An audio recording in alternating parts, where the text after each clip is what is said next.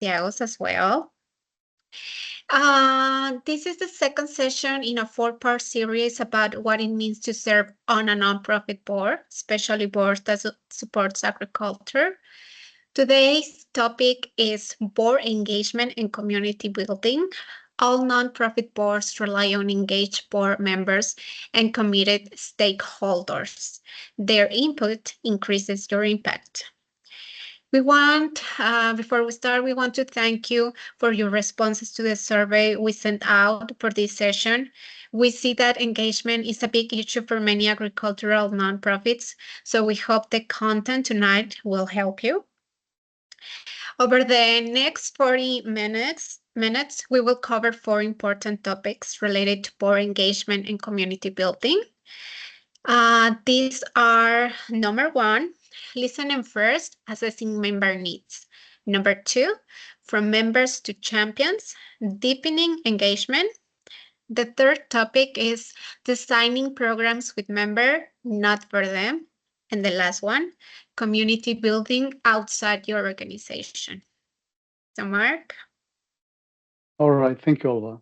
Hi, welcome to our first segment, Listening First. Trust and success start with listening. Boards must first understand the concerns and needs of the people they serve.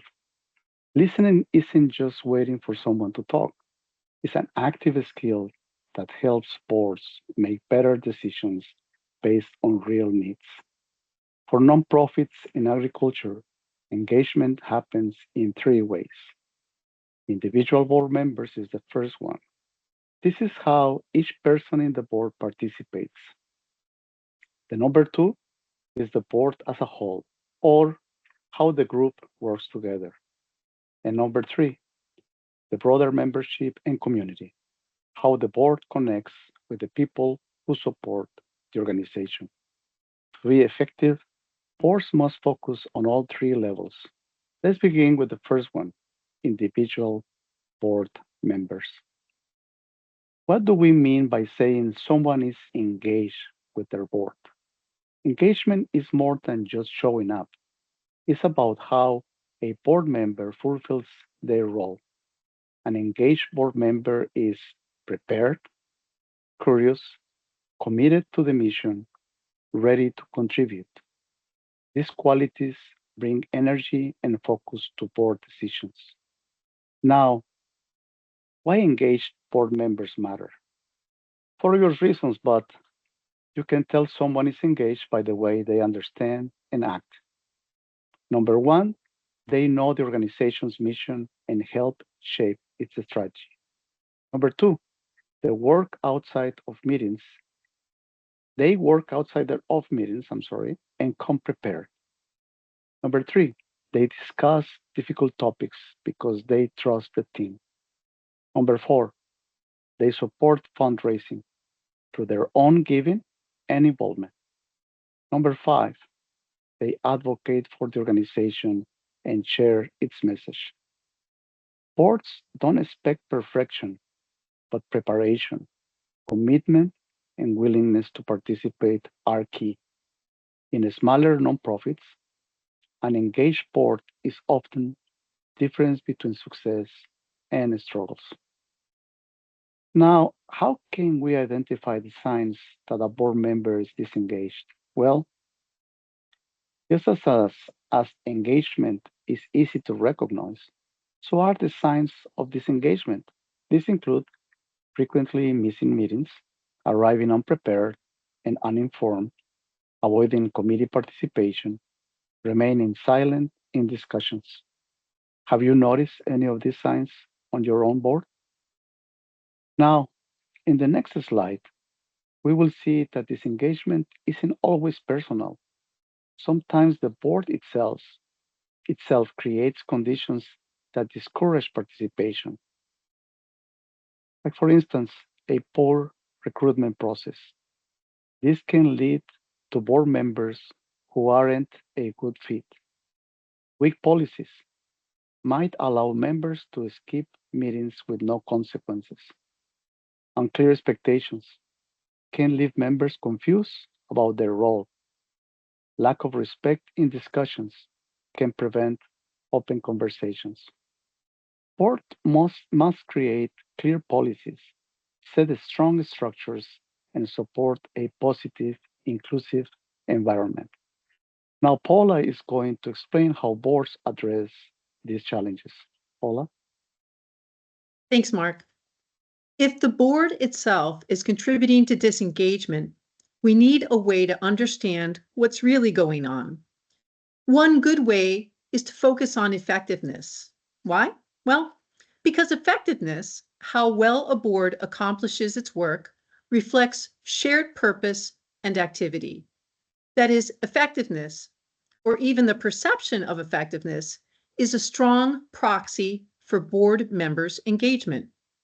And here's where the data from Leading with Intent is really compelling. Boards that assess themselves regularly rate their own effectiveness the highest. Boards that have done it once are in the middle. Boards that have never assessed themselves, they rate lowest. So if you want to increase engagement, start with assessment. An assessment can surface what's working, what's not, and where the board members are unsure or disconnected. Board assessments come in different forms, but all offer a structured way to gather feedback and identify areas for improvement. Assessments allow boards to ask, answer, discuss, and address key questions about their work. So here is the assessment cycle, which begins at 1 o'clock with planning and ends at around 11 o'clock with evaluation. So let's take a look at the planning segment first. First, during planning, you identify the owner of the results. You need to be clear on who will follow up on all of the board's hard work. This can be the board chair, a committee, or a task force. Next, make sure everyone understands the purpose of the assessment. Again, this is not to single out anyone, but to look at board level improvement. Third, expect confidentiality. You need to maintain trust among members in order for this to work. Fourth, be sure to include the chief executive if you have one. They will be responsible for acting on your priorities and should see how these priorities emerge. Now let's look at the asking phase. Discuss the questions. None of them should come as a surprise to board members. Also, where you can, rely on an outside facilitator. Working with an outside facilitator frees up the board chair to fully participate. An outside consultant also brings in a broader perspective that can help a board understand its next steps. Also, all board members should have the chance to reflect on their role on the board, as well as on how the board performs fully. During the listening phase, you share the results with the full board. In an ideal world, this will take place in a full board retreat. Next, once you identify your priorities, you go on to implementation. Ensure action is taken, which is carefully monitored by the owner of the process that you identified during your planning phase. Again, it does not matter if it's the chair or a committee. It just needs to be clear where the responsibility resides. Finally, during evaluation, reconsider your progress and repeat. Ideally, board assessments take place once every 2 years.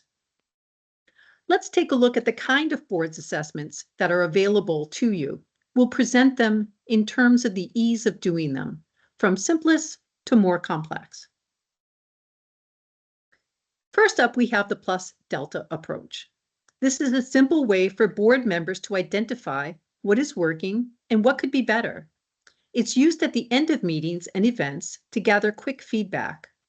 It allows boards to make small adjustments without getting stuck in long discussions.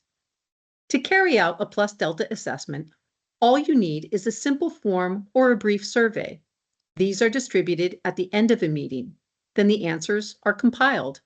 All told, once you get this down, it takes about 5 minutes to do. More importantly, it signals that improvement is a shared responsibility. Here are 2 examples. On the left is a traditional plus delta with a few comments filled in. On the right is a survey that allows members to check off how well the work went. What should be clear is that these are simple check-ins that help boards identify emerging issues. Next, we have self-assessments. These provide additional detail through longer surveys that boards can pull together using their own ideas of what matters most. The board itself can select the questions they would like. Board members answer the questions individually, then the responses are compiled and the results discussed as a group.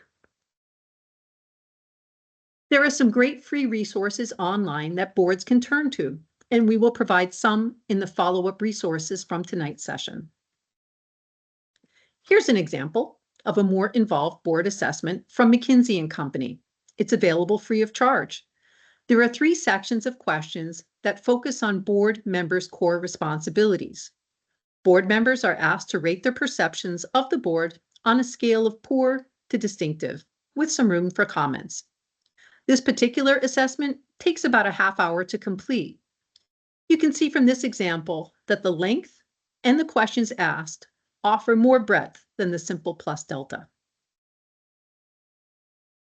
Some boards bring in a facilitator or a consultant to guide the assessment process. This can be especially helpful when trust is low or dynamics are stuck. In tandem, boards can also purchase assessments.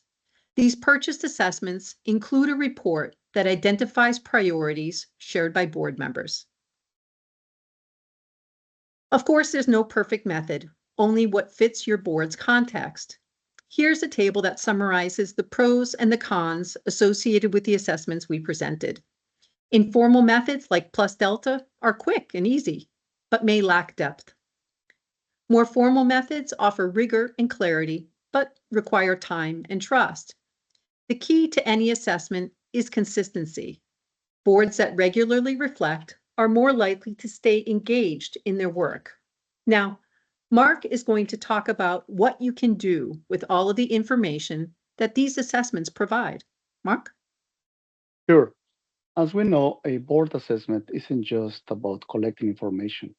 It's about driving meaningful change. To transform board members into true champions for the organization, you must act on the insights gained. Let's explore the next steps. A board assessment is a valuable tool, but it's important to recognize its limitations. While it offers key insights, its true impact comes from how those insights are used. A well conducted assessment can reveal how the board perceives itself today, identify strengths and areas for improvement, spark meaningful discussions about governance, guide the governance committee's strategic efforts, and shape agendas and drive continuous improvements. However, it won't fix conflicts or evaluate staff. Those issues need leadership coaching and management tools. Also, changes based on assessments won't create instant results. Assessments are the starting point, not the final solution. So, what to do next? Well, listen and take action.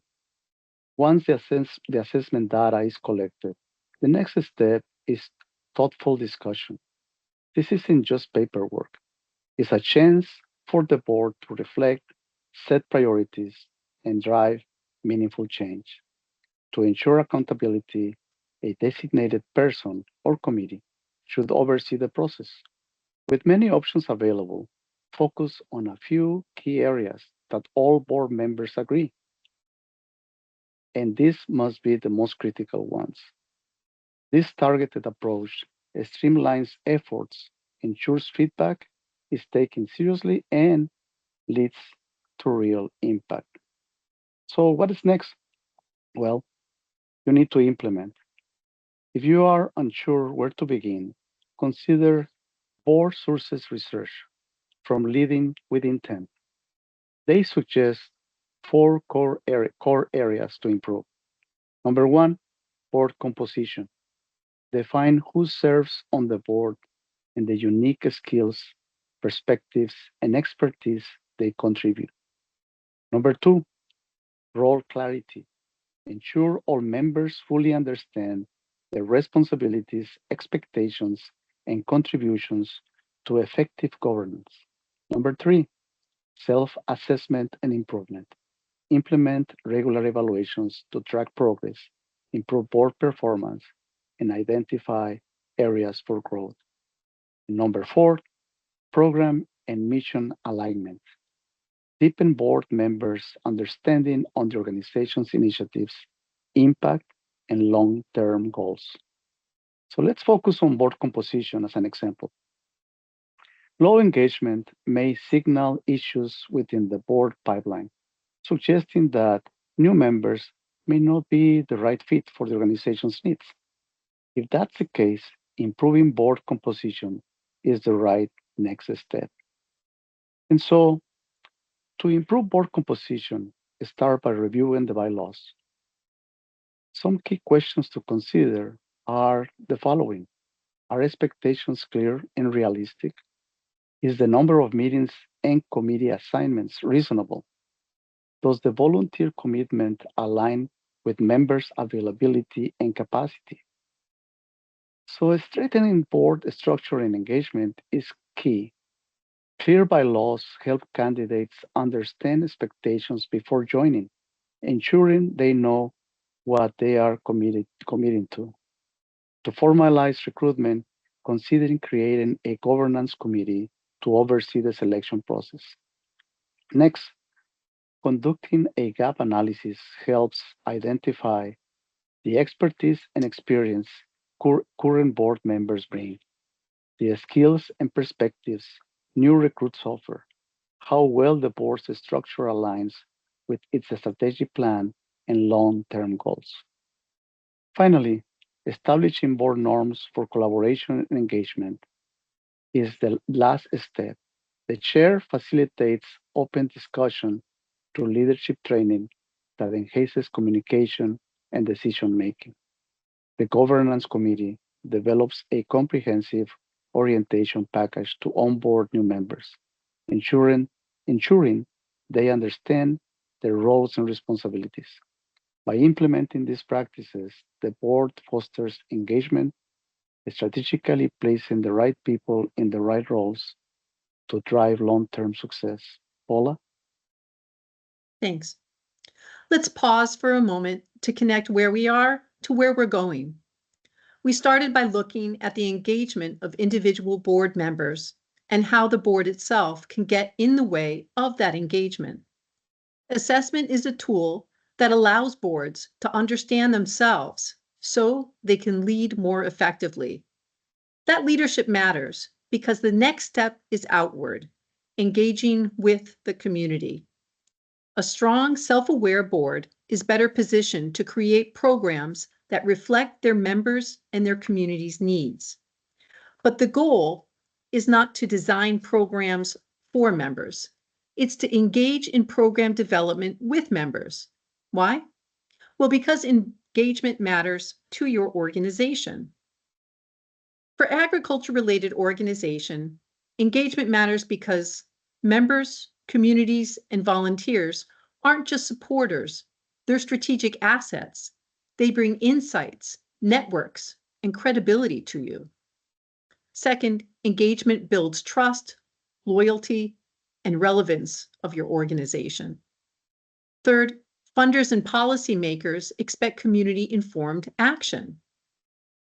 Fourth, different members need different ways to participate, and sometimes these change over time. Engagement allows you to identify and respond to these nuances and changing needs. Finally, strong engagement attracts future leaders and volunteers, creating stability for your organization. Through the programs you create, you tap into the next generation of leaders, volunteers, and supporters. Boards often say, we need to increase engagement. That's true, it's a worthwhile goal, but one that can be hard to act on. We suggest reframing that statement as a conversation. Instead of a general call for engagement, hold a deeper discussion. What types of engagement make the most sense for us, considering our specific goals and available capacity? That shift helps boards move from abstract desire to actions that yield results. There's no one-size-fits-all approach to engagement. The right approach will reflect your community's preferences, your organization's missions, and what your board can realistically support. The continuum we present here begins with sharing on the left, a simple transmission of information from the nonprofit to its members or community. There's no expectation for members and the community other than to receive the information. On the right-hand side, the continuum ends with deciding together, an approach that calls for back and forth communication among the board, members, volunteers, and the community. The expectation is that the board empowers members and the community to make decisions. We inserted the sun icon to indicate the levels where program co-design typically takes place, levels 3, 4, and 5. What we want to underscore is that engagement can be designed in your programs. What you choose to do should reflect your goals, what you want to invite your members to do, and the resources you have to make this happen.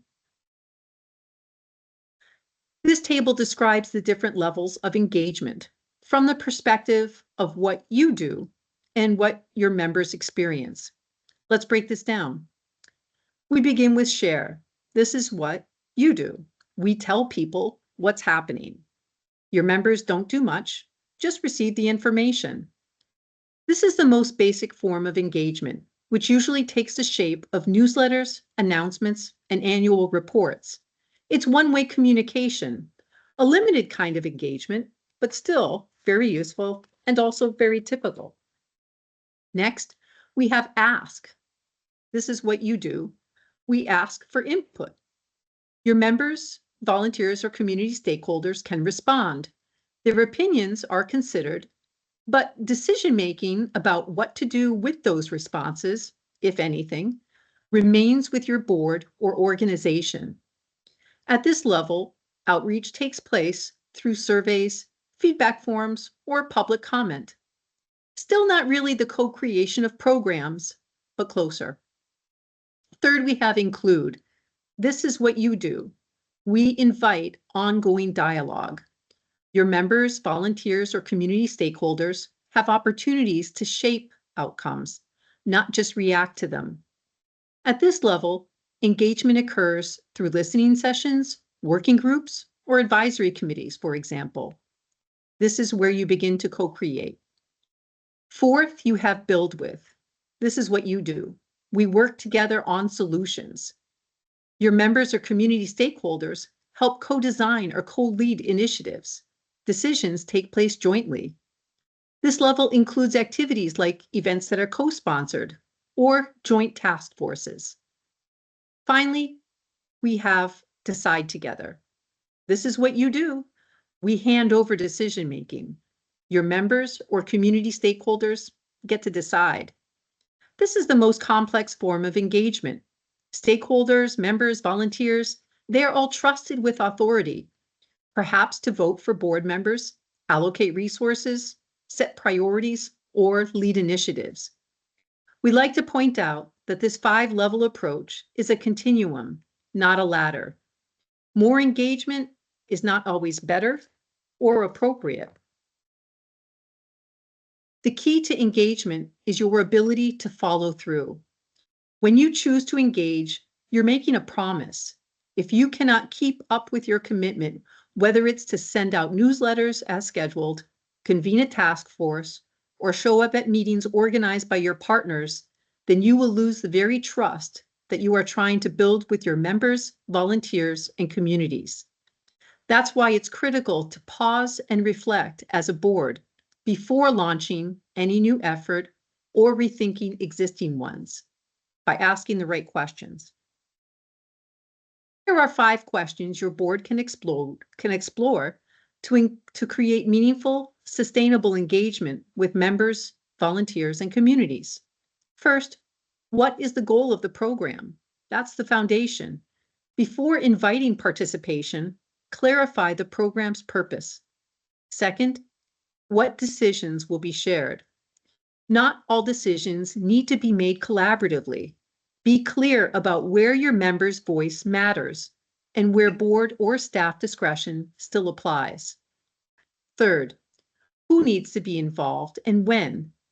Timing and inclusion are critical. Bringing in people too late feels performative. Involving the right voices early signals respect and increases buy-in. Fourth, how will we include feedback loops? Engagement doesn't end when a program is launched. Build in mechanisms to listen and learn. Fifth, what support do members, volunteers, and the community need to participate? This last question acknowledges barriers to engagement, like transportation, translation services, or flexible timing. Supporting participation isn't just about asking, it's about removing friction so that engagement is actually possible. Having a 5-level approach and asking the right questions help boards understand how they can improve engagement. But these tools are not enough. How can boards take action? Now, Mark will talk about a process you can use to put in place the program engagement you want. He'll then describe how one Massachusetts agriculture nonprofit has integrated different levels of engagement in their programs. Mark? Okay, so let's talk about how to use this framework to create a mix of program engagement. So we have a series of numbers, total of 5 numbers. And number one is review current programs. Take a stock of existing engagement efforts. What's working? Who is involved? Number two, clarify your goals. Ask yourself this question: does each initiative aim to gather feedback or actively involve people? Number three, make engagement inclusive. Remove barriers like language, scheduling, and accessibility to ensure everyone can participate. Number four, assess depth and reach. Depth: does this effort build trust and leadership? Reach: are we connecting with a diverse group? Number five, the final one, build engagement in phases. Inform: share key information to raise awareness and establish a strong foundation. Engage: ask for input to encourage dialogue and deeper discussions. Empower: invite participation and in planning and decision making to foster ownership and commitment. Final check: are we truly engaging? If we are only sharing information, it's time to rethink our approach. Let's explore ways to actively involve members, foster deeper participation, and create meaningful engagement. So this is our final topic, the number four, and we are going to present to you a real world example, and this is interesting because it kind of wraps up all the information that you have seen here today, but also it's going to show you some of you during the answers to our polls. You ask about tactics, and well, you can see here how this board apply the tactics that are coming from their strategy, right? So it's an interesting one. Let's see if you like it. So meet the Cape Cod Cranberry Growers Association, also known as Massachusetts Cranberries. This group has made smart, intentional choices to engage both its members and the community, and they have kindly shared this material with us. So let me give you a little background. Let's start with some background triple CGA as we are going to refer to them from now on. Founded in 1888, is one of the oldest farmers organizations in the United States. Originally created to standardize cranberry sales, it now supports hundreds of growers who maintain 11,500 acres of cranberry bogs across southeastern Massachusetts.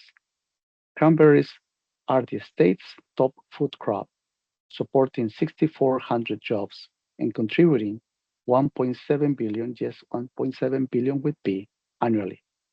Triple C GNA operates as a 501c5 nonprofit, meaning it can advocate and lobby.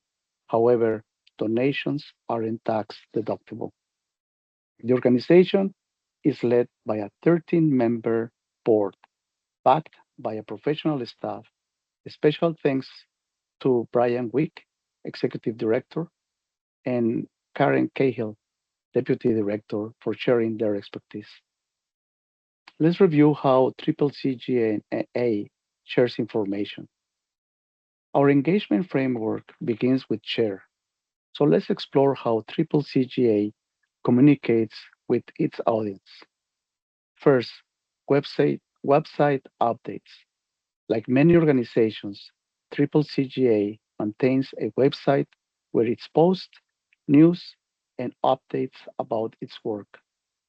They have a monthly newsletter called Boxsite. All members receive a dedicated publication that keeps them informed and engaged. External requests and transparency. During our engagement discussion, Triple CGA mentioned its document cre- communication strategy document created by the board a few years ago was created by the board a few years ago, I'm sorry. When we asked if they would share it for a review, they agreed. So this is a great share level engagement example. Is one way communication triple CGA provides the information and we simply read it without influencing this content. And good news, triple CGNA agreed to share this document with everyone here tonight. It will be included in the resources Mackenzie will send out. Now, in the next slide, uh, the next level is ask, where organizations seek feedback. Here is how Triple CGA does it. Number one, attending local events.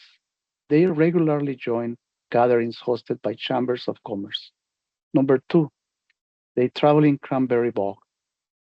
They sponsor a portable display with live cranberry plants, featured at major events like the Marshfield Fair in August or the Big E in September, and even a STEAM event at Wareham Elementary School last week. These outreach efforts help Triple CGA gather informal feedback on how the industry is perceived in local business circles while expanding awareness beyond its core membership. The next slide, we are going to discuss the include phase, where collaboration becomes more interactive. Triple CGA fosters engagement by forming committees that include both board members and growers. A great example is the Environmental and Governmental Affairs Committee. It consists of 19 members, including 3 board members. The committee proposes regulations and legislations and shapes policy positions on key environmental issues, while the board makes final decisions. This committee encourages broader participation, ensuring growers help shape discussions, not just observe them. Most importantly, it lets grower leadership emerge naturally instead of waiting for formal appointments. On our next slide, we are going to discuss Build With, where long-term collaboration takes shape. Triple CGA partners with other commodity groups, including Massachusetts Farm Bureau, Association of Dairy Farmers, Flower Growers, Nursery and Landscape Association. These partnerships are informal, but they focus on shared goals. By consistently working alongside these groups, Triple CGA helps shape agricultural advocacy and keeps cranberry growers' interest front and center in the state level discussions. Now, the next slide, triple. Finally, we reached the decide together phase, the highest level of engagement. The research committee is a strong example of shared decisions making. It includes 4 members of the board and 9 non-board members who decide how research funding is used every year. The committee sets research priorities, creates the annual request for proposals, meets with researchers, and reviews submissions. This process helps guide research for the Massachusetts cranberry industry, a huge responsibility for the state's top food crop. Now, Paula will wrap up our presentation with a few key takeaways. Paula? Thanks, Mark. Well, we've gone over a lot tonight, and you'll get more information in the resources that we provide. But just to summarize, we've covered that this engagement lowers board effectiveness in tangible ways, an outcome that very few nonprofits can tolerate in the long term. Second, boards have within their power the ability to ease disengagement and promote engagement through their policies, structures, processes, and norms. Third, boards of all sizes can and should participate in a regular cycle of assessment. For smaller boards, there are simple free resources that can help them identify emerging problems as well as where to focus. Fourth, boards can go through a regular cycle of plan, ask, listen, implement, and evaluate to identify priorities for focused action. Fifth, engaging with members and stakeholders requires boards to first examine their goals, identify how much decision-making they want to share, and also think about who they want to involve and when, among other considerations. As Mark described, and as the cranberry growers illustrate, a layered approach to engagement that includes sharing, acting, and involving can contribute to greater engagement. So now we'll pause to see what questions are on your mind. Alba? Thank you, Paula. We have a few questions. There's still time to post your questions in the chat. If you have anything else, any thought, you can still send it. So the first question is, if a board member is not achieving the goals and attempts to re-engage and uplift them within the organization fail, what advice can you give on strategies to dismiss the member from the board? I have a couple of ideas. First of all, in either the board policy manual or the board bylaws, there ought to be some thoughtful discussion and set policy about how many meetings somebody might miss before they're formally dismissed, so that becomes a tool to help the board chair. Again, so many volunteers have only so much time to be able to make these tough decisions. So putting those kinds of consequences in writing is a tremendous relief to board leadership. So if you don't have those in your policy manual or in your bylaws, you really do help out your leadership by having those painful discussions or awkward discussions. If you don't have those kinds of considerations in place, it's time for that conversation. There's a lot of resentment that can simmer among individual board members who feel that there's one or more people that aren't pulling their fair share of the responsibilities. Given how difficult it can be to recruit people, boards are hesitant to ask folks to leave because that's one less person that's available to help out.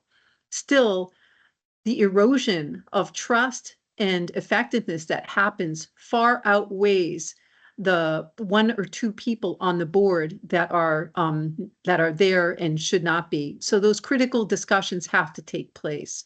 It can help if an individual approaches the board chair to have this quiet conversation about their source of discomfort with a board member who is perceived not to be performing. That allows the chair to be able to clear his or her throat and have that conversation when they themselves might not perceive it as an important issue. If another board member brings it up, then it does become an issue. Finally, we always advise some kind of leadership training. Few of us have all of the resources available to engage in difficult decisions and difficult discussions with people, especially if you come across a situation where somebody in their personal life is having some strife that they're dealing with. We all feel that very humanly, right? That we know what that's like. But it's important that board chairs especially have that kind of training. If the board does not have the resources to pay for a coach for a chair, there are available resources online, and we're happy to provide links to those as well, that can support board chairs in how to have those difficult decisions.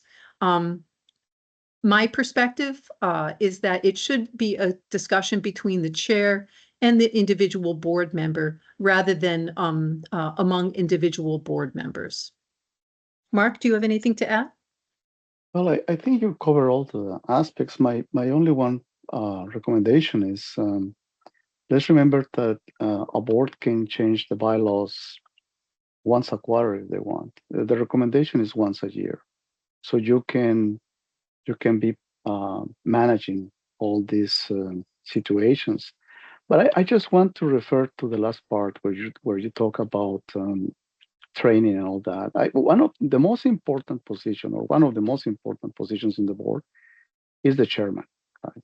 The chairman is the person who makes sure that all the goals that the whole board is planning, they carry on and they achieve. But at the same time, the board needs to support the chairman. And the reason why I'm saying this is because it's a duty from the chairman to tackle these situations. Um, if you have a person who is not engaged, the first question that we need to ask ourselves is this person disengaged because he or she or it hasn't even been welcome? I mean, do we have a package for to train, to welcome, to provide an induction to the board? My only one recommendation is let's make sure that the board has everything prepared for the newcomer, for the new person on the board. Once you are sure that you have all the preparation, all the induction, and if this person is not providing results yet, then go with the bylaws, right? That's my 2 cents. The second question we have is, what are the internal staffing needs, positions, or other structural committees to engage members to decide together and co-lead initiatives? Like if you can mention some real examples. Of committees, Alba? Internal staffing needs, positions, and other structural committees. To promote engagement? To engage member to decide together and co-lead initiatives. Well, I think there's formal and informal structures. For example, boards that get together socially a couple of times a year, a few times a year, tend to be more effective. That is, there's a value in that kind of social cohesion that does involve staff members, for example. So that collegiality and dipping into the same soup pot or something like that makes a big difference. So I think a board that makes room for those kinds of social events has a lot to gain from those in terms of engagement.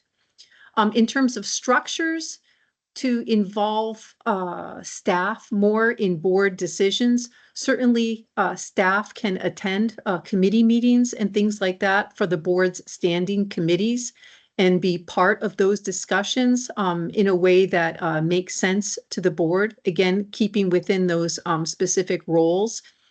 Certainly, volunteer opportunities are plentiful, and those also offer that mix of both formal and informal opportunities to get to know board members and increase that kind of collegiality within a board.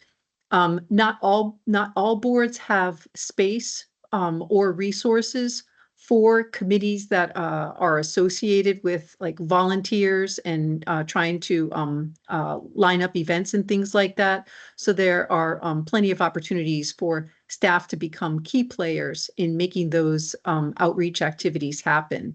Does that answer this particular question? I believe so. Yeah, I believe so. I would also recommend, I mean, everything that we presented here today is out in the web, right? So the board must have this maybe a committee that can be researching on the web what more information they can gather that can be helpful. Um, let's remember the Cranberry Association of Massachusetts.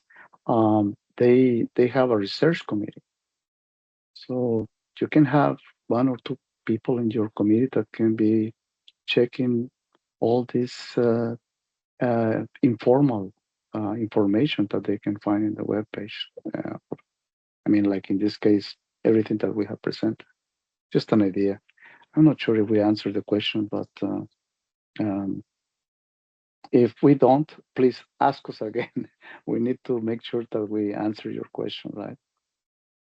Go ahead, Yes, Alba. of course. Of course, you can send us an email.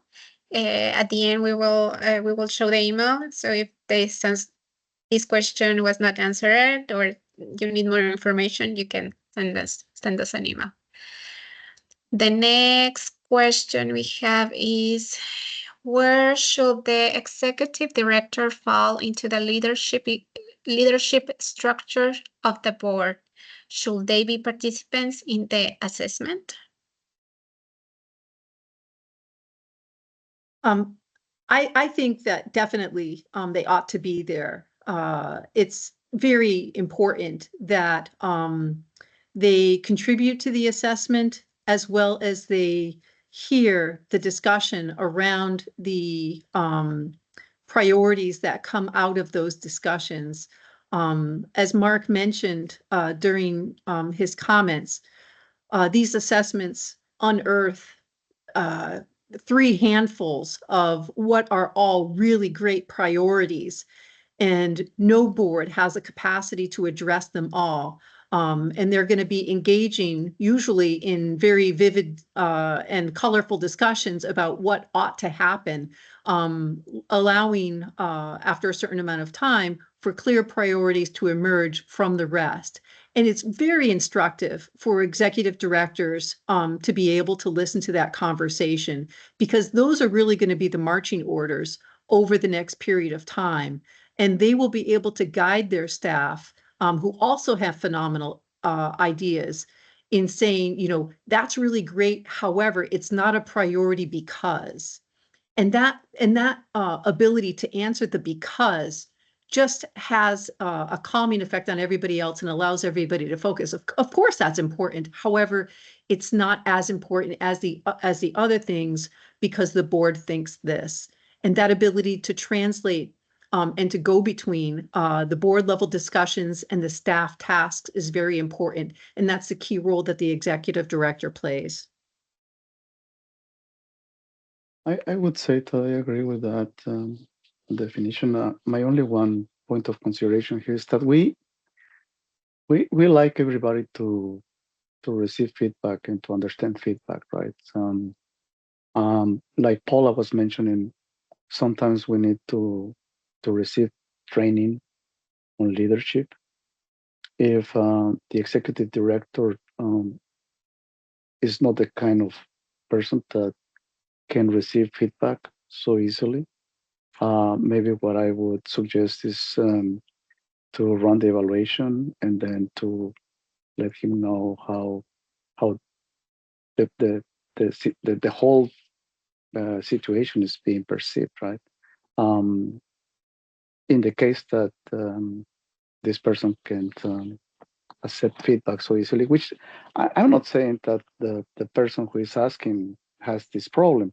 However, I mean, we are all humans and things happen, right? So, and believe me, this is not exclusive of this team. Is I have seen this everywhere, right? So yeah, do the evaluation together with this person if you believe it's convenient, right? At the end of the day, it's about the mission. It's about how you are going to accomplish the mission that you have for you, for the board, for the community that you're representing. Thank you, Mark. Okay, so we are running out of time.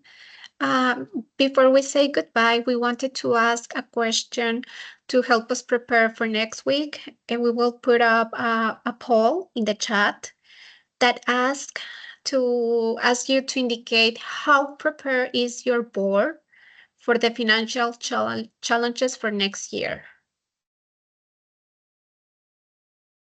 We really appreciate your response. It's totally anonymous.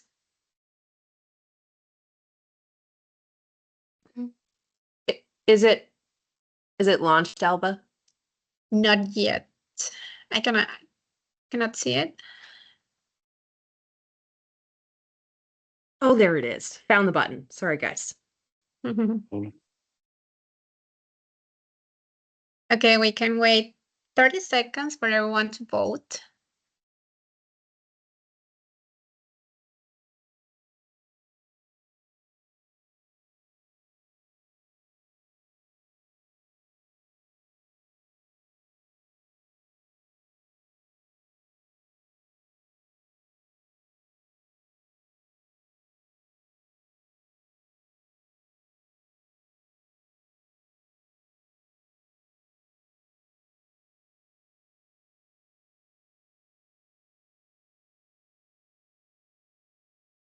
It's completely anonymous. Okay, we cannot see who is voting or not.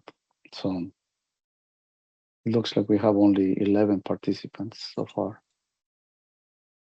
Okay, so thank you. It looks like a If it's high. Oh, there is some people that is saying that it's not working. Not working for me. if it's not working and you feel comfortable, feel free to give your response in the chat. And if you don't, I can try and make a new poll.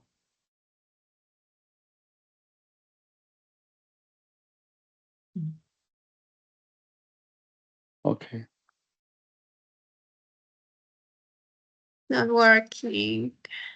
Yeah, but they are answering on the chat, which is also good, right? Okay, so it seems like a high percentage is moderately prepared. A mix is somehow prepared. And a low number of participants that were able to vote are not at all prepared. Very good answers. Yeah. Thank you so much. This helped us a lot. And Mackenzie, if you want to say something. Sure. Thank you all so much for providing that feedback. It is very helpful, and I will say thank you for the comments in the chat too.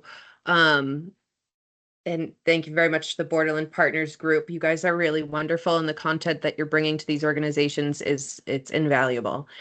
Everyone, please keep an eye on your inboxes for an email from me by Friday with the second installment of the toolkit.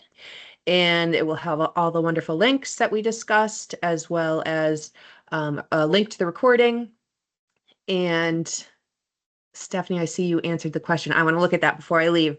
And the slide deck that we have here today. So if you were unable to do it, to participate tonight or stay for the entire meeting, and please do share these resources with the other members of your board if they were unable to participate, because that's really where the impact is going to come.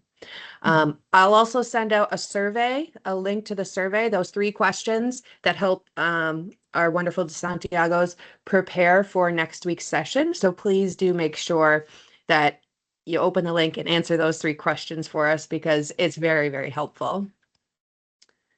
So that concludes it, unless you want to stay on while I just quickly review this chat note. So thank you all so much, and we will see you next week. Thank you Bye-bye so now. much. Have a good Have a night. good night. Good night.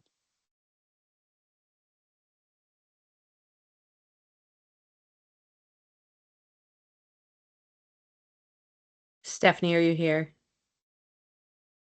Oh, you're a BG. Yeah, Okay. I Okay. am. All right. I'm You're here. a BG. All right. All right. All right. You're Yeah. easy. Then you're accessible. So you're so do you mean like members of your buy local or I people think outside of your both. buy local? Yeah, I think it's a both thing. I mean, the Okay. farmers, we're doing a decent job of like engaging, not certainly to all of the levels that, were just shown. Sure. But because we don't like run any public facing programs, it's hard to engage community members like who are our members in that way, to like, because we don't have Okay. we don't have a place we can like bring people together or show off what we're doing. Like, we're not doing research, and Okay. there's none of those things happening. So what are some of the other ways that we could, um if we're like going to bring together a committee, what are we going to ask of them? Yeah. So to describe this a little bit for you, Paula, and to give it a setting, a buy local organization, right? Like they have farmer members or food producer members, and they Yeah. develop programming for those members. And Yeah. um, I see your point, Stephanie. I think that you as an organization are set up to develop some type of outreach because of the farmers markets that you coordinate out in the Berkshires. Mm-hmm. But other ways that not just buy locals, but mid-size nonprofits end up touching their communities, as far as what I've seen, are things like school visits, attending farmers markets to share the resources out to attendees. I'm sure that you attend all like the festivals and craft events that happen in your area to distribute your guides or your rack cards or whatever it is. So is it strategies to brainstorm the most effective venues such as that would be helpful for you to learn more about? I mean, I feel like, I don't know. I mean, I feel like distribution of material wise, like Yeah. that we're pretty good with. Yeah. I think it's like trying to figure out, we have people that have been, these community members for years, but we don't like, there's no level engagement because I don't think we know what we want to ask them. Like, we just are like, they keep paying us, and it's great. Okay. They're Okay. those are donor, and like, higher level donors we know how to engage with, but these people that they really want to be called a member, like they consider themselves a member, and that like terminology is important to them, and they want to have a level of connection and involvement to the organization, but like, we just don't know what we want to ask of them. Does Got it. Okay. that make sense? I wonder, Yeah. Stephanie, if it makes sense to ask that question to them honestly. Like, for example, Mm. you could put together a working group. And again, a working group, the great things about working groups is that they can meet over a 3 meeting period and really help you identify what matters to you most. We have this array of discounts, for example, that we can offer our members or our associates.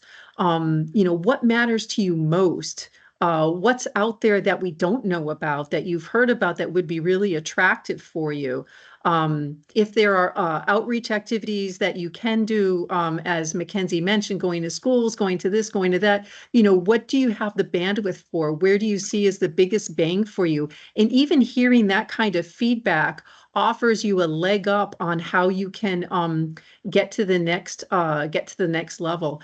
If you do have some kind of information that's that's one way directed right now, again, there's nothing wrong with that. Even if you add something just because of your bandwidth or what have you is limited, tell them in your next newsletter, you spoke, we acted. This is what we did based on your feedback, so that they know that you're listening and that you're paying attention and making decisions based on that. Do that in your annual report as well, and you'll see that folks can identify you as being responsive to what's on their mind. Yeah, that's great. Thank you. Yeah, I think that's great. Well, I thank you very much, everyone, for staying for a couple extra minutes, and thank you so much, Paula, for your great feedback. So we'll see you all next week. Thank you. Have a good night. You too.